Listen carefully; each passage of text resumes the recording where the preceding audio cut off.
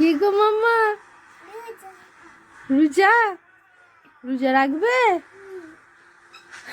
ভাত খেতে উঠেছ?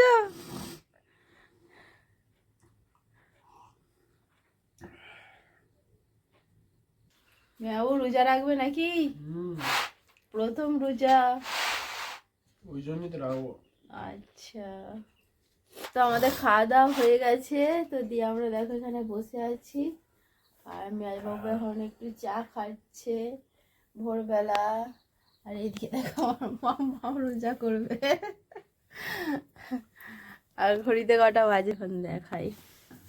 তো এই দেখো ঘড়িতে এখন বাজে 4:31, 19শে ফেব্রুয়ারি।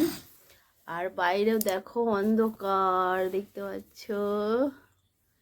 তো যাই হোক, চলো আজান এখন দেয়নি, তো আজানটা দিক, তো আমরা ততক্ষণ শুয়ে পড়ি। এদিকে দেখো মাও দাঁড়িয়ে আছে। দেখ, তো এখন তো আজান দেয়নি, তো আজান দেওয়ার সময় হয়ে গেছে। তো যতক্ষণ আজান দেয় শুয়ে পড়বো। আর যদি আজান দিয়ে দেয় তাহলে নামাজটা পড়ে নেবো। আশা করি আজান দিয়ে দেবে, সময় হয়েই গেছে। তো যাই হোক, চলো এখনকার মতো হাতে করে দেখি দাও।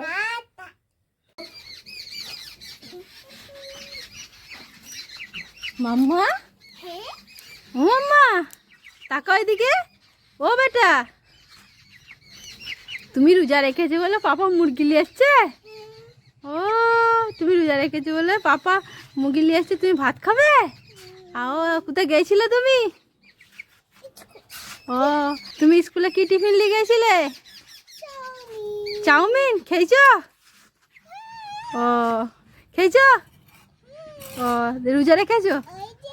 মামা রোজা রেখেছো?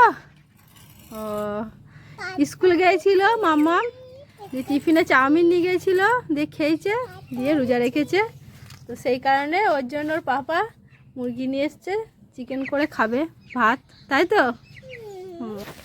আর এদিকে দেখো আমি রান্না বসিয়ে দিয়েছি, কারণ মাম্মাম তো রোজা রাখে না, আমরা তো সবাই রোজা আছি, কারণ মাম্মামকে তো খেতে হবে, তার জন্যই তো মুরগিটা ভালো করে বাগিয়ে চিকেন করে নিয়েছি। তো চিকেনটা কষা হবে, আর পালং শাক দিয়ে বেগুন আর দিয়ে একটা ঘন্ট হবে। তো এই ঘন্টটা তো মেয়াবাবু খায় না, তো চিকেন কষাই খাবে। এমনি রোজা মুখে মানে হাফজাক উপজাক তরকারি ভালোও লাগে না, তো বললো চিকেনটা কষা করো আর দুধ, এই দিয়ে আমি ভাত খাবো।